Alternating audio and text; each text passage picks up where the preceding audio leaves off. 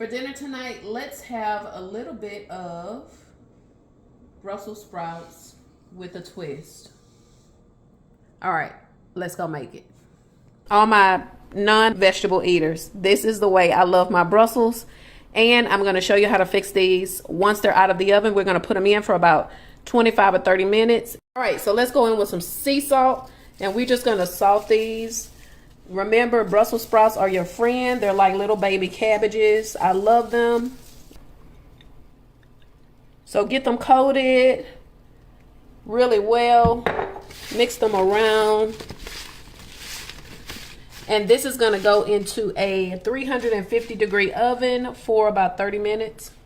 All right, so let's take these really nice Brussels sprouts and add them to a pan. I know you're probably like, what are you doing?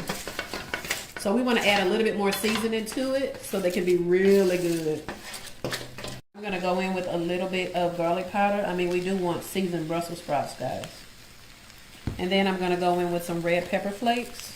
Bring on the seasoning.